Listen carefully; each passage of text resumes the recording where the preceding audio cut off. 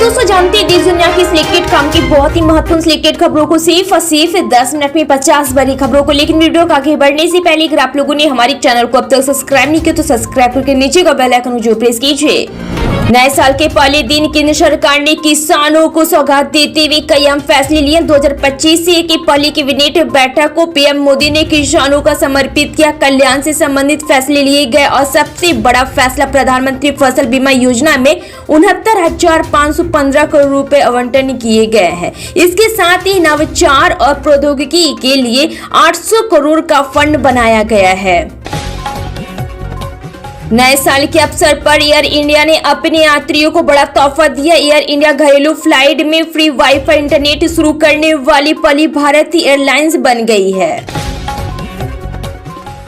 उच्च न्यायालय किसान नेता जगजीत सिंह डलीवाल को अस्पताल में भर्ती कराने के निर्देशों का पालन नहीं करने के लिए पंजाब सरकार के खिलाफ अवमानना कार्रवाई संबंधित याचिका पर बृहस्पतिवार को सुनवाई करेगा।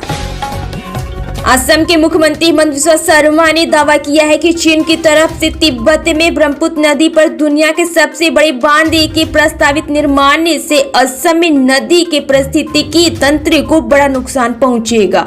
उन्होंने इसे लेकर केंद्र सरकार को पहले ही सूचित किया था। नए साल शुरू होते ही बिहार की राजनीति के फिजा में बदलाव के संकेत आने लगे। बिहार के सीएम नीतीश कुमार को लेकर पिछले कुछ दिनों से चर्चाओं का जो बाजार गर्म था, शायद एक तस्वीर के आने के बाद उनमें ठंडक आ जाए।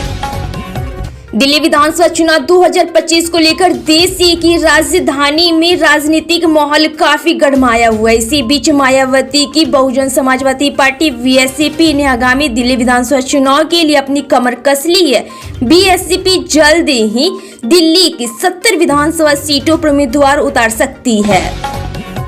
गुजरात मंत्रिमंडल ने 9 नगर पालिकाओं को नगर निगमों में बदलने को मंजूरी दी है, जिससे राज्य में कुल नगर निकायों की संख्या बढ़कर 17 हो गई। नए नगर निगमों का गठन 14 वर्ष बाद किया गया है। गांधीनगर नगर निगम 2010 में सरकार द्वारा गठित किया गया था, आखिरी नगर निगम था। बिहार के नेता प्रतिपक्ष तेजस्वी यादव ने मीडिया से बातें करते हुए नए साल में नई सरकार बनने का दावा किया है।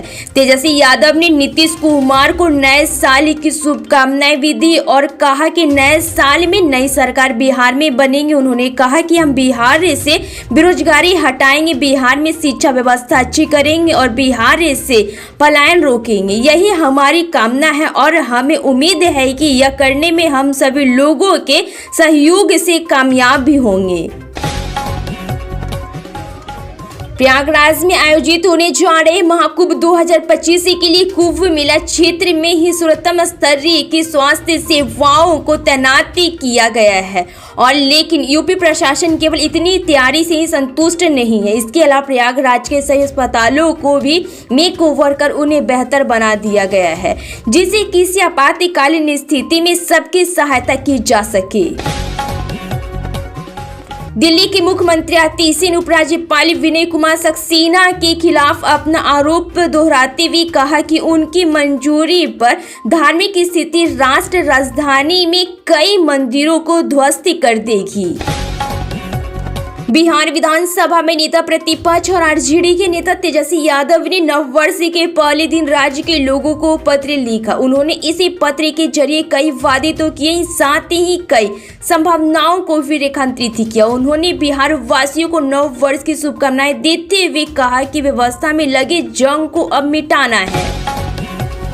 दिल्ली विधानसभा चुनाव नजदीक है। चुनाव की तारीखों के ऐलान से पहले ही दिल्ली में राजनीति गर्मा गई है। सत्ताधारी पार्टी आप और विपक्षी पार्टियों के बीच आरोप प्रत्यारोप का दौर जारी है। इसी बीच भाजपा सांसद और राष्ट्रीय प्रवक्ता डॉक्टर सुधांशु त्रिवेदी ने कहा केजरीवाल ने दिल्ली की जनता से झूठे वादे किए हैं। आप गिरगिट की तरह रंग बदलती है। नए साल के मौके पर प्रधानमंत्री नरेंद्र मोदी की अध्यक्षता में कैबिनेट ने किसानों को लेकर अहम फैसले लिए हैं। कैबिनेट ने डीएपी खाद्य पर सब्सिडी और फसल बीमा योजना को लेकर किसानों को सौगात दी है। इस मामले पर अब पीएम मोदी की ओर से प्रतिक्रिया आई है। प्रधानमंत्री नरेंद्र मोदी ने फसल बीमा योजना के लिए आवंटन बढ़ाने सहित केंद्र मंत्रिमंडल के कुछ अन्य फैसलों का उल्लेख करते हुए कहा कि नए साल में सरकार का पहला फैसला किसानों को समर्पित है। पुजारी ग्रंथ सम्मान योजना की घोषणा के बाद विरोध में उतरी बीजेपी पर आम आदमी पार्टी ने तीखा हमला बोला। सांसद संजय सिंह ने कहा कि सरकार बनने के बाद अरविंद केजरीवाल पुजारी ग्रंथ सम्मान योजना को जरूर लागू करेंगे। केंद्र सरकार की ओर से पीएम किसान सम्मान योजना के तहत किसानों को हर साल 6,000 रुपए की आर्थिक सहायता दी जाती है। मोदी सरकार की ओर से इस राशि को आगामी समय में बढ़ाया जा सकता है और इस बात के संकेत हाल ही में हरियाणा के दौरे पर केंद्रीय गृह मंत्री अमित शाह ने दिए थे। मालवीय नगर से आम आदमी पार्टी के विधायक सोमनाथ भारती ने बीजेपी पर गंभीर आरोप लगा। उन्होंने कहा कि बीजेपी वाले पहले झुग्गी प्रवासी की नौटंकी करते हैं और बाद में बुलडोजर लेकर पहुंच जाते हैं। उन्होंने झुग्गी वासियों को बीजेपी और कांग्रेस से सावधान किया। आम आदमी पार्टी आप नेता अरविंद केजरीवाल ने राष्ट्रीय स्वयंसेवक संघ आरएसएस के प्रमुख मोहन भागवत को पत्र लिखकर भाजपा पर दिल्ली में मतदाताओं के नाम मतदाता सूची से हटाने और पैसे बांटने का आरोप लगाया। भारतीय जनता पार्टी भाजपा ने केजरीवाल पर पलटवार करते हुए कहा कि भागवत को लिखा गया उनका पत्र उनकी राजनीतिक हताश और अगले महीने होने वाले चुनावों में हार के डर को दर्शाता है। राज्यपाल से मिलने के बाद आरजेडी नेता तेजस्वी यादव ने सरकार बनने को लेकर बड़ा दावा किया है। उन्होंने कहा है कि बिहार में नए साल में नई सरकार बनेगी, बिहार से बेरोजगारी खत्म होगी, इसके साथ ही बिहार से पलायन से पर पूरी तरह से ब्रेक लगा देंगे। बिहार में चल रहे सियासी उथल पुथल के बीच मुख्यमंत्री नीतीश कुमार दिल्ली के दौरे पर गए, लेकिन अचानक ही उनका दिल्ली से बिहार के लिए वापसी को लेकर सियासी गलियारों में तरह तरह की चर्चा शुरू हो गई है।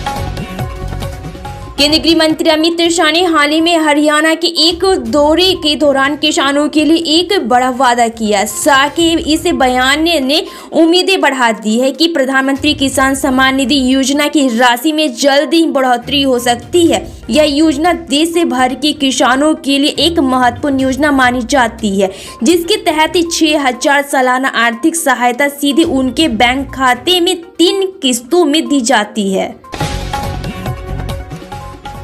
मध्य प्रदेश को नए साल 2025 में जन कल्याण करने वाले 4 मिशन मिलेंगे। ये युवा, महिला, किसान और गरीबों का कल्याण करेंगे। ये जनवरी में शुरू होने जा रही है। सड़कों पर लोग परिवहन की बसें भी चलेगी।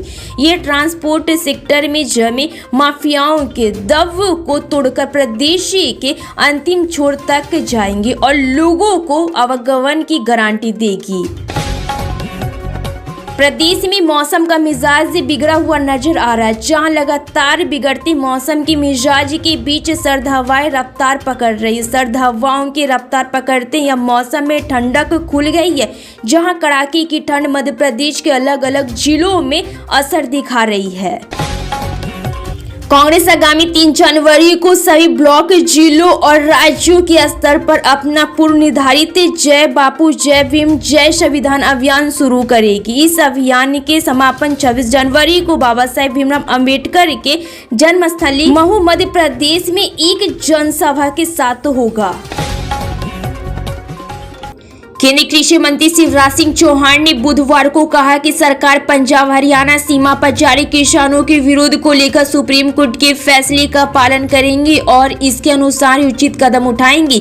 मंत्री से जब पूछा गया कि क्या सरकार किसानों से बातचीत करेंगी ताकि गतिरोध खत्म हो सके, तो उन्होंने कहा कि सुप्रीम कोर्ट जैसा निर्णय दे रहा है उसी के हिसाब से कार्रवाई होगी। उन्होंने कहा कि किसानों ने केंद्र से बातचीत की मांग की है, लेकिन अभी सुप्रीम कोर्ट इस मामले पर विचार कर रहा है। कृषि मंत्री ने यह भी कहा कि वह हर मंगलवार को विभिन्न किसान संगठनों से मुलाकात कर रहे हैं और उनकी समस्याओं पर चर्चा करते हैं।